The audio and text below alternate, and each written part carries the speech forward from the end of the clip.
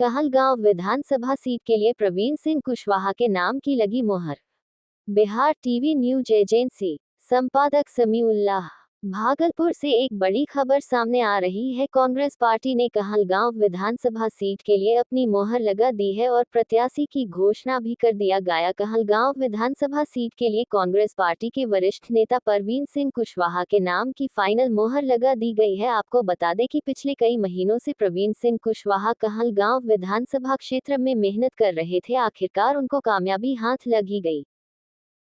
सबके लिए हमारे नेता आदरणीय राहुल गांधी जी ने योजना जारी किया, तेजस्वी जी ने योजना जारी किया, तब जाकर इन लोगों की नींद खुली कि महिलाओं को सहायता दी जाए, उनको सबल बनाया जाए। पिछले 20 सालों से उनके साथ क्या हुआ? क्या जब ये पैसा आज जो दे रहे हैं वो 20 साल पहले नहीं दे सकते थे? 20 साल से नहीं दे सकते थे?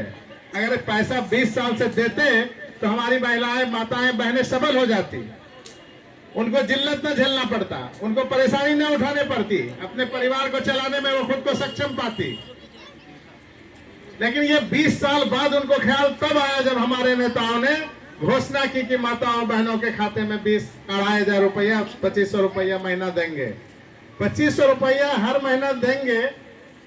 एक महिला को एक घर से 10,000 देने की बात उन्होंने की। हमारे 2,500 6 महीने में 15,000 हुए और वो 10,000 देकर बोले क्या? इस बात का जरूर ख्याल रखिए सब लोग। 10,000 देने के बाद बोले इसकी समीक्षा करेंगे कि इस 10,000 का उपयोग किसने अच्छे से किया, उसको 2 लाख की सहायता देंगे। कोई भी आदमी अगर आपको सहायता देता है तो आप दिवाली में, दशहरे में खर्च किए कि ईद में खर्च किए पूछने जाता है। इसका मतलब है कि वो आपको कर्जा दे रहे हैं और बहुत चालाकी से ठगी कर रहे हैं। उस ठगी को समझने के लिए इनके पुराने दिनों को याद करना पड़ेगा कि ये क्या क्या बोलते रहे, क्या क्या करते रहे।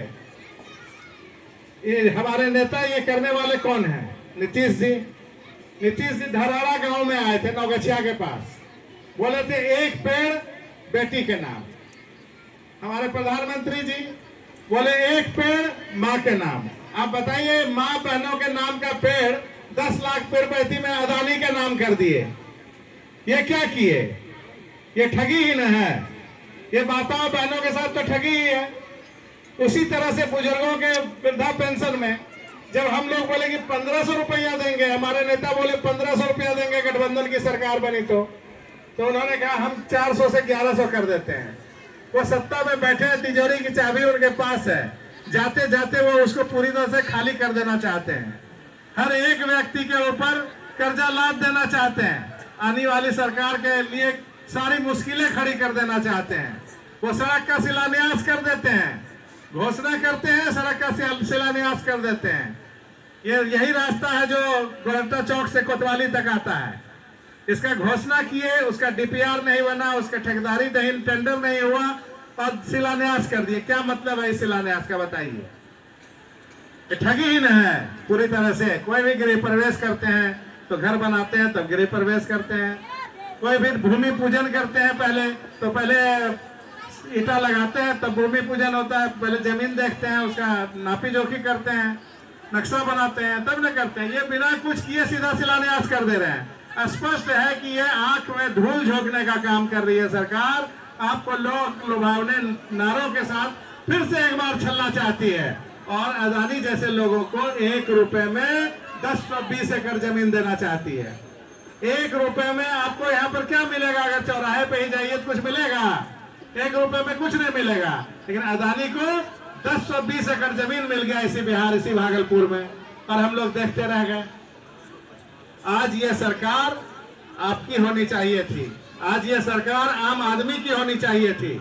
आज ये सरकार किसकी है? अदानी और अंबानी की सरकार है। किसानों के साथ इसी तरह ठगी करती है।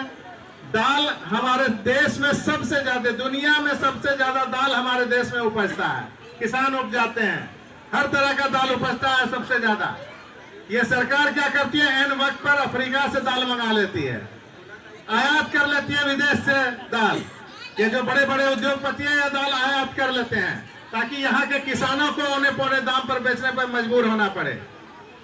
उस दाल का कीमत अगर गुजरात में देखिए, वहां की सरकार मांगती है केंद्र सरकार से कि दाल का कीमत 7500 रुपया होना चाहिए, इसका कीमत 7500 रुपया दीजिए।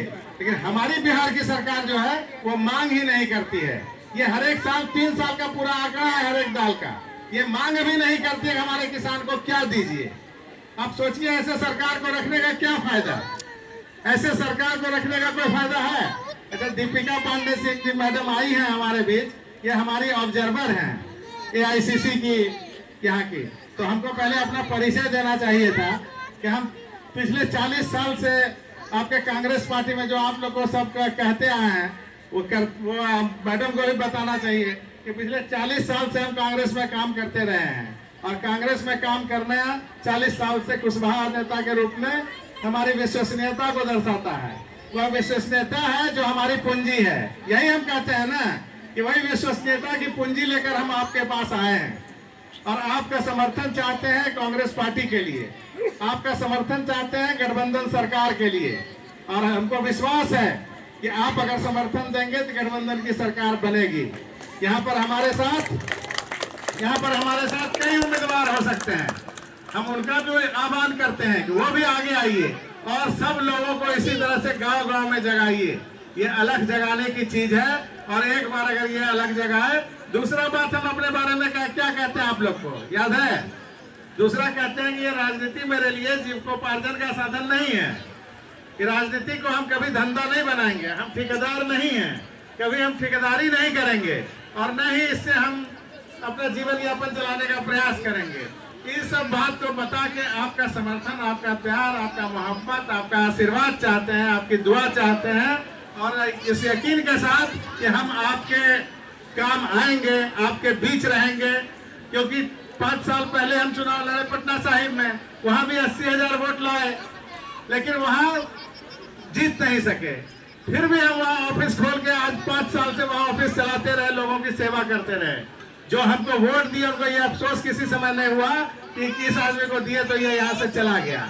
4 साल नेता जीतने के बाद जार के नहीं आता है, हम तो 5 साल हारने के बाद करके आए हैं। तो हम अपने विश्वास के लिए ये सब बात बोलते हैं, और दीपिका पांडे सिंह जी से आग्रह करेंगे, वही आपको ज्यादा मार्गदर्शन देंगी। हम अगर गठबंधन की सरकार बनती है तो हम आपके सेवक के रूप में आपका काम करना चाहते हैं, और उस काम के लिए आपका समर्थन चाहते हैं। धन्यवाद, जय हिंद।